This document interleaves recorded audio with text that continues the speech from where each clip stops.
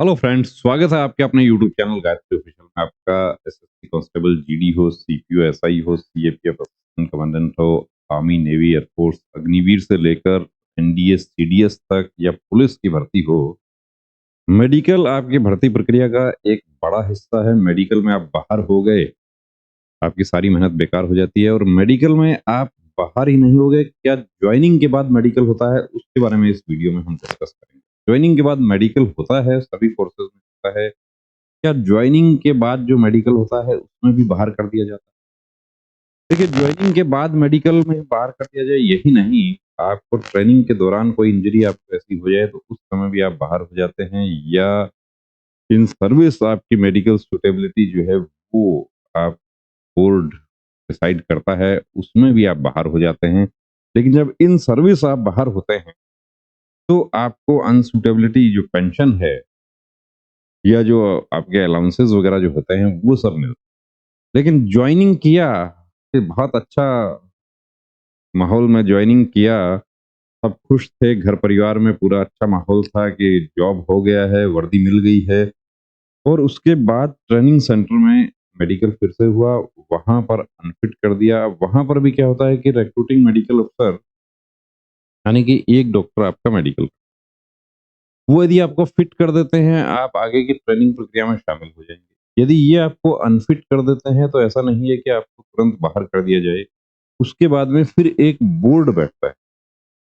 3 doctors में निश्चित रूप से होते हैं, 3 भी हो सकते हैं, 4 भी हो सकते हैं। बोर्ड ऑफ मेडिकल अफसर। अब ये बोर्ड सुटेबिलिटी तय करता है। कई बार क्या होता है कि बोर्ड जो है वो दूसरा स्पेशलिस्ट का भी ओपिनियन लेने के लिए कैंडिडेट को स्पेशलिस्ट बोर्ड के पास में रेफर कर देता है। तो यहाँ पर देखिए, आपको एक लेटर आपको दिखा रहे हैं कैंडिडेट, बड़ा गलत हुआ इनके साथ में। ये लेटर का डेट है 16 जनवरी 2024, आप देख पा रहे हैं।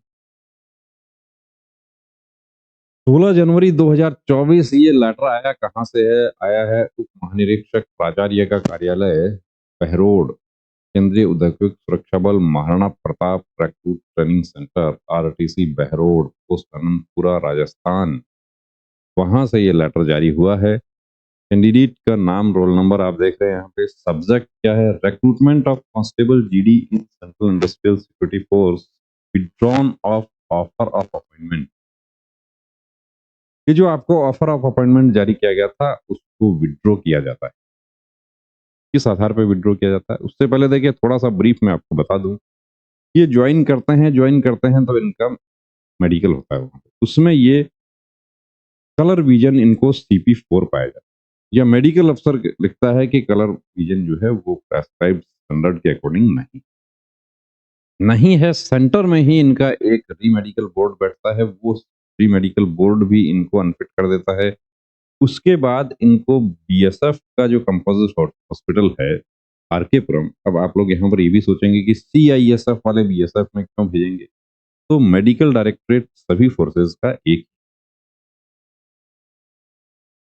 आरकेपुरम का बीएसएफ हॉस्पिटल जो है, वहां पर स्पेशलिस्ट का ओपिनियन लेने के लिए इनको फिर से वहां भेजा जाता है। उसका क्या रिपोर्ट आया उसके आधार पर आप देख लीजिए।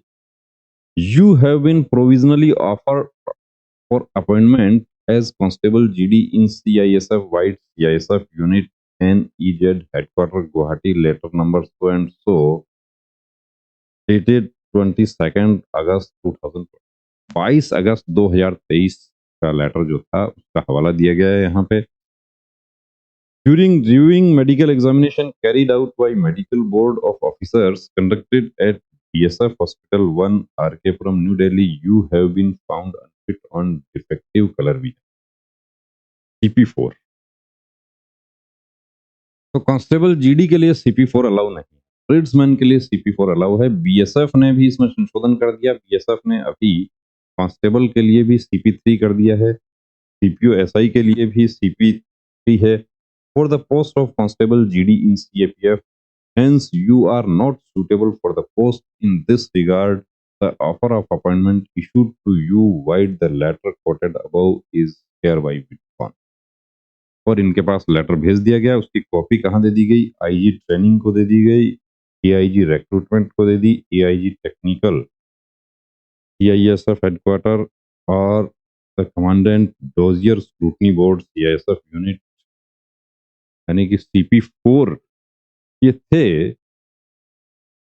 उस समय कैसे फिट हुए? तो उस समय फिट हुए उसका रीजन बता देता हूँ आपको कि कई बार क्या होता है कि आपके सामने 4, 5, 6 प्लेट जो आती है इशियारा बुक का, वो आपने अच्छे से पढ़, और CP4 और 3 में डिफरेंस मुख्य रूप से क्या होता है कि 4 प्लेट ऐसी हैं उसमें 5, 7, 16, 73 का जो कॉम्बिनेशन है, और उसके साथ ही 2 जो पैटर्न वाली प्लेट है, यानी कि टोटल 6 प्लेट हो गई। उन 6 प्लेट में कैंडिडेट, और अब हो सकता है कि जब सेंटर में जब मेडिकल हुआ है उस समय वही प्लेट सामने आ गई, और जब इस बात की जानकारी थी या नहीं थी जानकारी कि थोड़ा बहुत भी संशय लग रहा था, तो थोड़ी प्रैक्टिस करनी चाहिए थी ज्वाइनिंग तक, वो प्रैक्टिस ये नहीं कर पाए या इनको नहीं जानकारी थी। यहाँ पर आपने देखा, देखिए सारी मेहनत बेकार हो गई कि अब कलर परसेप्शन 4 और 3 डिफरेंस ज्यादा नहीं है, डिफरेंस सिर्फ 6 प्लेट का डिफरेंस। वो 6 प्लेट जो अच्छे से कर गया वो CP3 हो जाता है, और वो जो 6 प्लेट में जो घबरा गया या 16 की जगह एक 6 ही पकड़ पाया, या उसमें पैटर्न बता दिया, या 73 को 16 बता दिया, क्योंकि 1 और 7 दोनों एक जैसा नजर आता है। तो यहाँ पर अब ये जानना चाहते हैं कि मैं अब क्या कर सकता हूँ, क्या मैं हाई कोर्ट कर सकता हूँ?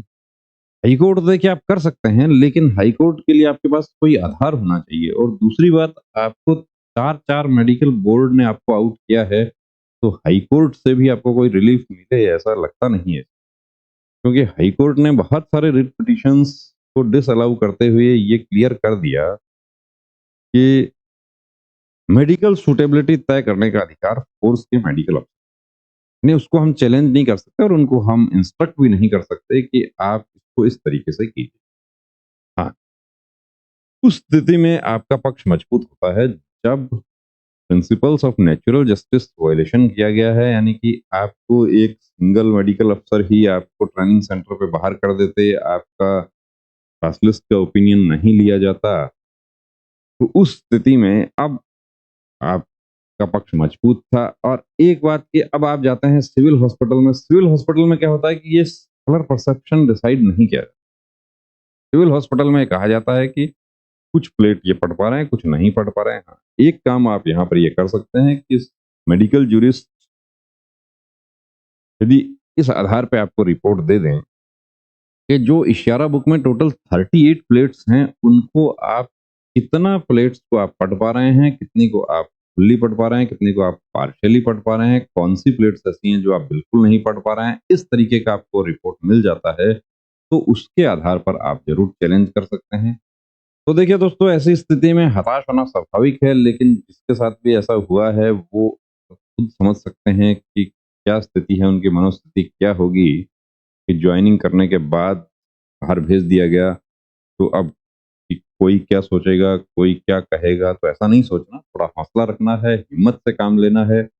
आगे आपको और मौका मिलेगा, और इसमें भी आप फाइट कर सकते हैं यदि आपको स्पेशलिस्ट कहीं से आपको पूरी प्लेट के बारे में, आपको मेडिकल जूरिस्ट एक हॉस्पिटल का आपको एक रिपोर्ट दे दे कि आप 38 में से कितनी प्लेट्स आप पढ़ पा रहे हैं, तो उसके आधार पर आप फाइट कर सकते हैं।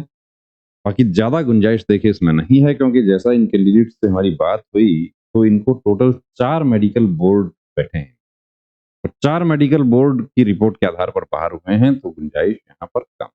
बना रहिए दोस्तों चैनल के साथ, और किसी हमारे साथी के साथ ऐसा ना हो तो वीडियो को ज्यादा से ज्यादा शेयर करें। और जिनको कलर परसेप्शन 4 है और वो फिट हो गए, तो वो जब तक ज्वाइनिंग नहीं होता है तब तक देखिए उस प्रैक्टिस को छोड़ना नहीं, तो प्रैक्टिस जारी रखें। और अभी तैयारी कर रहे हैं और उनको भी ये लगता है कि मेरा कलर परसेप्शन 4 है, तो वो भी 15-20 मिनट, आधा घंटा इशारा बुक पर जरूर दें। ऑनलाइन टेस्ट हैं उसके, वो सब करें, ताकि आप उन रंगों की पहचान जो है वो आप अच्छे से कर सकें, और जैसा इनके साथ हुआ वैसा किसी दूसरे साथी के साथ ना हो। जय हिंद।